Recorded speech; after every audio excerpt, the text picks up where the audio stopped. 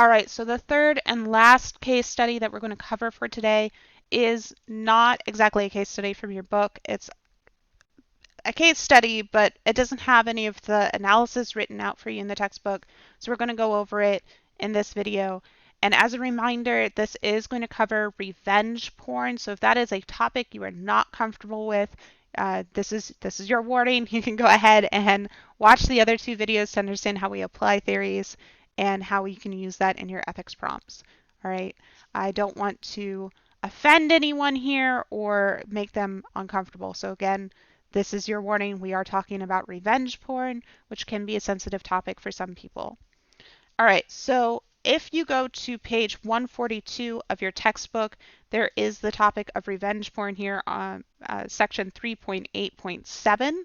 All right, so it defines revenge porn, which we're not really going to worry about, but we are going to talk a little bit about the case that is launched here. So in, 2010, there was a website called Is Anyone Up that was launched by Hunter Moore, right? So 2010, Hunter Moore launched a website, Is Anyone Up? And it quickly became a magnet for revenge porn submissions, significantly raising the visibility of the issue. And Moore appeared to talk on the show Anderson along with two women whose images had appeared on the site without their permission. When asked by Anderson Cooper whether he felt bad about what he had done to these two women, Moore replied to the women, "No one put a gun to your head and made you take the pictures. It's 2011, everything's on the internet." One of the women had responded with, "If we're choosing to send them to someone we trust, that doesn't mean we expect them to show up on the internet." And I think that's a really important aspect of this. A lot of people are going to say, well, we're in a modern age, right? So everything is somehow on the internet at some point. We're not going to expect that we have a whole lot of privacy here. We're not going to expect that, your data is not going to be collected. Like that's not going to get stored in a cell tower somewhere if you're sending it through cell phone messaging. We still have an expectation of privacy. Whether or not apps agree with that and whether or not that's a fair expectation of privacy isn't really the point. What we're going to be talking about here is whether or not someone exposing that data is a problem and why it's going to be a problem. So posting revenge porn has been criminalized in several countries. In the US, not all states, at least at the time of this publishing of this book, not all states in the US have criminalized it, but a good chunk have. And in 2011, after a man broke up with his girlfriend, he posted topless photos of her on her employer's Facebook page. 3 years later, that man became the first person to be convicted under California's criminalization of revenge porn. In the first 6 months of 2015, 3 corporations took action to protect victims of revenge porn.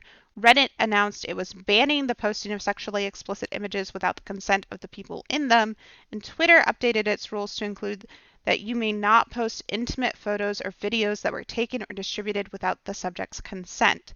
And it promised to remove links to such content. Google announced that it would create an online form for enabling victims to request explicit imagery of themselves to be removed or at least withheld from Google search results. So the part of this that I really want to talk about comes down to company involvement, right? So I think we can all generally agree that sharing is something that we expect it to be private in a public way is generally unethical. And you can look at that from a variety of perspectives. You can look at that from a Kantian perspective or from a rule utilitarianism or from, social contract, virtue ethics, all of that is still applicable to that situation. But I think that all of us would come to the same conclusion that this is generally something that we are not going to agree with, that we see as a problem.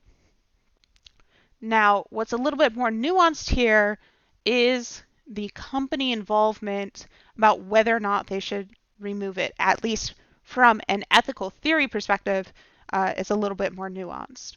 So let's look at whether or not companies should be involved with the removal of these things from a Kantian perspective. So Kant would argue that we need to make sure we're not using people as a means to an end, right? That we're using them as an end unto themselves, right? That they are individuals in their own right, with their own beliefs, with their own behaviors, with their own expectations, and their own needs and all of that, right? So that we're treating them first and foremost as ends of themselves and not a pathway to get to something else. So I would argue that applying the Kantian perspective to the situation of should companies remove explicit imagery or links to explicit imagery that was not consensual, right? Somebody did not consent to doing that, would be appropriate. And the reason why is because that means that we're treating the person who would have given consent, the person who those photos or images are about, with the respect of them being an ends unto themselves. We're not trying to use that image to gain popularity, to gain prestige in and of themselves on these websites, right? Now, if we look at it from an act utilitarian perspective, that's not necessarily true. We want to increase the overall happiness of our users and our general user base. And there's a couple different ways we can look at it. So the first way is, well, how many people did we make happy, right? So from the posting of a nude photo or a illicit photo is potentially going to make a lot of people happy. But it's going to make some people very unhappy. And the amount of happiness that some people gain over that one person's loss is probably going to weigh in favor of those many other people. So from an act utilitarian perspective, they probably shouldn't get involved. However, there's another way we can look at this, and this is about monetary gain for the company. So sometimes we can use a utilitarian perspective to analyze whether or not a company should do something based off of monetary gain.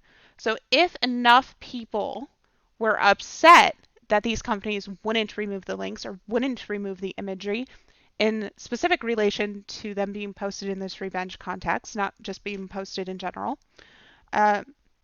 if we had enough people upset about that it started impacting the company's bottom line, right? It started impacting their profits that they brought in. Then in that case, it's not going to be something that act utilitarianism would support. It's not going to support them keeping those images up. Instead, it's going to suggest that they remove them to placate their user base in order to increase their profits again, so they're bringing in more money. Now, from a rule utilitarian perspective, again, that's a little bit harder, right? They're going to have to balance how happy it makes their users, how much money it brings them, and whether or not that's really a big impact. There is a lot of issue regarding similar things like this on sites specifically dedicated to illicit imagery. So that's really important to consider, that each company is going to look at this from a different perspective based off of their user base and based off of who's seeing that image. So if you're going to a website that is explicitly explicit content, right, that is their entire purpose, then that's going to change how they view their responsibility compared to a company like Google or Twitter or even Tumblr, which I know also has issues with illicit imagery. It's going to change their perspective on how they want to handle that situation based off of a rule utilitarian perspective, which I believe that most companies tend to use, particularly with that monetary aspect, so whether or not it's bringing in more money or less money.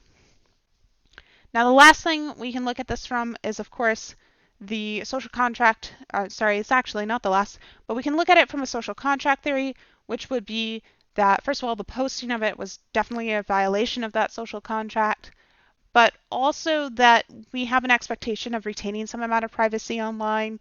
It's a social contract, I would say, to remove that. But there's also the aspect of the company is not responsible for users posting illicit imagery, not necessarily anyway. And so there's not necessarily a responsibility for them to remove that due to the contract. So there's a couple different ways you could look at it. I would encourage you to all take a look at how you would apply social contract theory in this case, because there's those two different aspects, right? There's the what we expect out of society, and then there's what we expect out of the contract and user agreements that we have with these particular companies. You can also evaluate whether or not those particular end user license agreements are fair and are ethical in and of themselves. But that's again not the point of this case study, so that's a different discussion that you could have. Now, the last way that we can look at this is, of course, virtue ethics, which I think is pretty clearly going to align with Kant in this case, which is basically, yes, remove them because of the virtue of making sure that we're, getting consent, that we're providing respect to these people, and that we're being honest about how this content gets generated. So that's, I think, how you would apply a virtue ethics in this case. I don't see a way in which we could apply virtue ethics in order to get the opposite result. So the only way that I really see that this could potentially be considered morally ethical is from a utilitarian perspective when we're talking about finances and we're considering the specific user bases of the websites. Otherwise, it's pretty much going to be this is not an ethical thing to do, which I think aligns with our knee-jerk reaction of this particular type of situation. But it's important that we can analyze and understand why we don't like these things and that we just don't go, oh, it's bad because it's bad. That's, as someone put it in the course chat, it's very tautological and it's not very helpful for the purposes of this course. Remember, we want to be able to apply these theories and come to definite conclusions about how we should behave in regards to this theory, in regards to the situations we're going to be put in. And you might look at these particular cases and go, oh, that's not a big deal. I'm never going to have to deal with something like that. But I want to remind you that you're all going to be going and working for companies at some point, I do assume. I hope so. I hope that's why you're getting this degree, is that you want to go work at a company, or at least you want to go do research in this field, right? This is something that you're going to want to continue to do. And pretty much everywhere that you go and work, you're going to face a situation similar to this, whether it's your company as a whole or you as an individual being put into situations like this, or like Kate's blog, or some other places, some other situations that have similar concerns, right? Maybe you end up being an IT professional at a company and you need to set the policy on emails, right? You can take a look again at the first case study we did regarding Anne, the acne accountant, and go, okay, so based off of what I know about that, right, how does that encourage me to apply different types of policies? What kind of policies should I be looking at doing? So make sure that you're understanding how we are applying these theories and how they interact with each other, and also how we come to conclusions. That's going to be really important.